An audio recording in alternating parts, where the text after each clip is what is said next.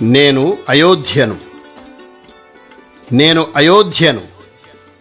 జీవాత్మ పరమాత్మలకు మధ్య సయోధ్యను. దుష్కర్మల ముష్కర మూకలు ఎన్ని చెలరేగినా, దుష్కర్మల ముష్కర మూకలు ఎన్ని చెలరేగినా నేను శత్రు దుర్భేద్యను. నేను అయోధ్యను. పేరుకు కోసలకు రాజధానినే అయినా సనాతన ధర్మానికి ఆధ్యాత్మిక రాజ్యానికి రాజధానిని, విశ్వానికి విలువలు నేర్పిన మర్యాద పురుషోత్తముని మాతృభూమిని నేను అయోధ్యను. కాలంతో కలిసి నడుస్తున్న ప్రస్థానం నాది. ఆది మధ్యాంతరహితుడై బ్రహ్మాండాంత సంవర్ధి అయిన శ్రీహరి పాదాలను, ఆ బ్రహ్మ కడిగిన పాదాలను, ఈ గుహుడు కడిగిన పాదాలను గుండెలపై మోసిన ధన్యత నాది.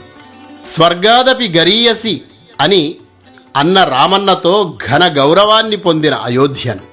అయోధ్య రామయ్య అని పిలిచేటప్పుడు ఆయన పేరుకు ముందుగా నన్ను పలకరించే మాన్యత నాకు దక్కింది. ధర్మార్థ కామ మోక్షాలలో ప్రతి ఆత్మ కోరుకునే ఆ మోక్షాన్ని అందించే దగ్గరి దారిని మోక్షపురిని. అయోధ్య మధురామాయ కాశీ కాంచి అవంతిక పురీ ద్వారావతీ చైవ సప్తైతే మోక్షదాయిక అని మీరు నిత్యం స్మరించే సప్త మోక్షపురాల్లో అగ్రస్థానం నాది. నేను అయోధ్యను. అయినా ఆయనను చేరుకోవాలనే ఆరాటం నాది. మనం ఆయనను చేరుకోవాలన్నా, ఆయన మనల్ని చేరుకోవాలన్నా అంతరంగ నిరీక్షణం మాత్రం అవసరమే కదా. ఒకనాడు అహల్య, మరొకనాడు ఆకలి తీర్చిన శబరి, ఇలా ఎందరో ఎందరో ఆయన కోసం నిరీక్షించారు. కానీ నా నిరీక్షణ కాలాలకు అతీతం. అథర్వ వేద ఘోషలు నన్ను దేవతలు నిర్మించారని నినదిస్తుంటాయి. మనువు నిర్మించినప్పటి నుంచి నేను నిరీక్షిస్తున్నాను.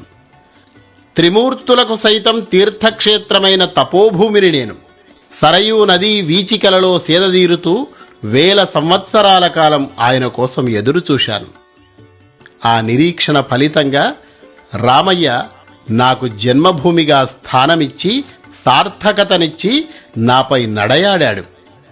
ఆ ఆనందం వర్ణనాతీతం. అది నిత్యనూతనం. కానీ నాలో ఏదో లోపం జరిగింది.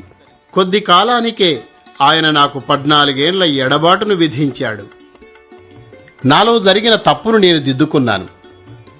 ఆయన పాదముద్రలను, పాదుకలను గుండెలకు హత్తుకొని నిరీక్షించాను. రాక్షస రాజ్యాన్ని అంతం చేసి రామరాజ్యాన్ని స్థాపించి వచ్చిన ఆ రామయ్యతో మళ్ళీ నా జీవితం ఆనందానుభూతులమయం. నలుగురు కలిస్తే విజయం, విడిపోతే అపజయం. అందుకే కలిసి ఉండమని సంకేతాన్నిచ్చిన ఆ సాకేత పురవాసులు దశరథపుత్రుల సందేశాన్ని విస్మరించాం మనం. కులాల కుట్రలు పెంచుకున్నాం, మతాల మంటలతో కాల్చుకున్నాం, భాషల బరిసెలతో ఇజాల ఈటలతో మనల్ని మనమే పొడుచుకున్నాం. పగవారి దృష్టిలో పలుచబడిపోయాం.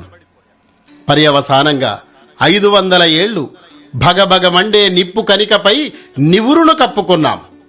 ఆత్మగౌరవాన్ని కోల్పోయి అధ్వాన్నంగా జీవించాం. ఇన్నాళ్లకు మళ్ళీ ఒక్కటయ్యాం. మన 500 ఏళ్ల తపస్సు జంఝామారుతమయ్యింది. లక్షలాది కరాలు ఒక్కటై ఆ నివురును తొలగించినాయి.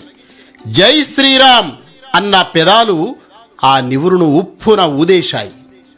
మళ్ళీ అదిగో ఆ నిప్పు కనిక భగభగ మండుతూ మనకు వెలుగుల దారి చూపుతూ పునః ప్రతిష్ఠితమవుతుంది. చరిత్ర చెప్పిన గుణపాఠాలను మరవద్దు అంటూ హెచ్చరిస్తోంది. సంఘటనమే శక్తి అని చాటిన ఈ శుభవేళలో నా నిరీక్షణ ఫలించింది. నేను సగర్వంగా చాటుతున్న రామ జన్మభూమిని నేను అయోధ్యను.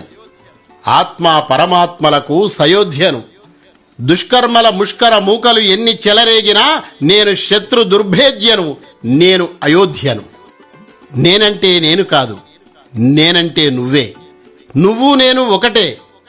మిత్రమా, త్వమేవాహం. అందుకే చెబుతున్నా, నువ్వు అయోధ్యవే. జై శ్రీరామ్.